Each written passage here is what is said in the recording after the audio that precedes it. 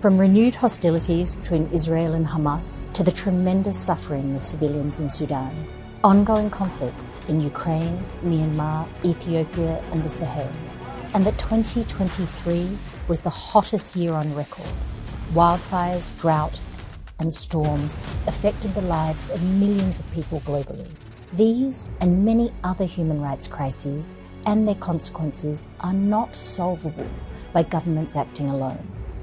But the international human rights framework, the collection of rules states have agreed upon, provides the roadmap to protect everyone's dignity. We have seen what's possible when people's human rights are respected and protected. In June, following years of civil society pressure, the Japanese parliament passed its first law to protect lesbian, gay, bisexual and transgender people from unfair discrimination. Brazil's Supreme Court upheld all Indigenous peoples' rights to their traditional lands.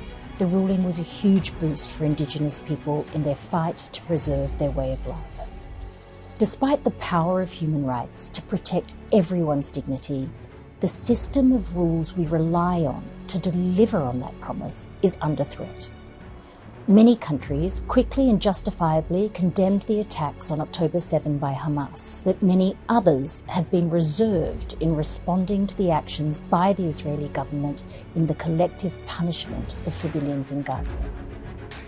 Meanwhile, armed conflict in Sudan has led to widespread abuses, but has attracted little international attention, while the people of Sudan continue to pay the highest price. This selective outrage leaves the impression that some lives matter more than others, which undermines faith in the idea that everyone's human rights deserve protection. And when governments ignore their human rights commitments altogether in the name of security or trade when dealing with autocratic leaders, it can embolden those leaders to extend the reach of their repression. Civil society, courts and human rights commissions are also increasingly under threat by governments that want to exercise power without constraints.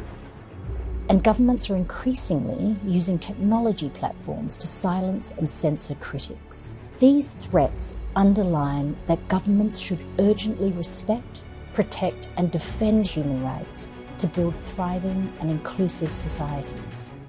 Upholding human rights consistently across the board, no matter who the victims are or where rights violations are being committed, is the only way to build the world we want to live in, where everyone's dignity is respected and protected.